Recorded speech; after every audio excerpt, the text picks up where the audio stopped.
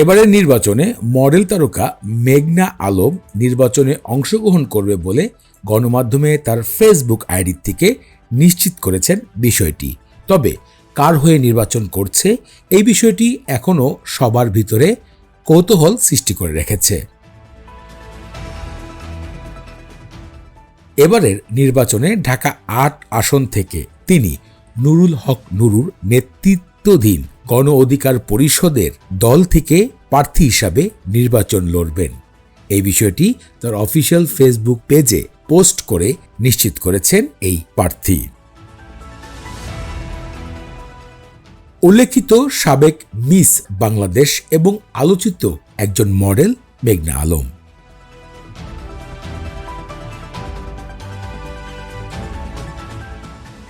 তিনি তার ঢাকা ৮ আসন নিয়ে বেশ কিছু মন্তব্য দিয়েছেন, যেগুলো নিয়ে তিনি এমপি হলে কাজ করবেন।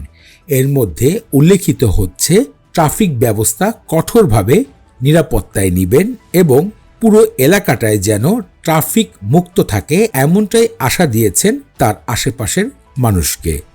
গণমাধ্যমে জানা গিয়েছে ঢাকা ৮ আসন নির্বাচনের জন্য এমপি নির্বাচনের ফর্ম উঠিয়েছেন মডেল তারকা মেঘনা আলম।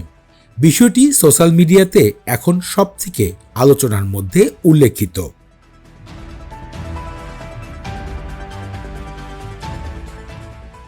এই বিষয়ে যদি আপনাদের কোনো মূল্যবান মতামত থাকে, ভিডিওতে কমেন্ট করে আপনাদের মূল্যবান মতামত জানিয়ে দিতে ভুলবেন না।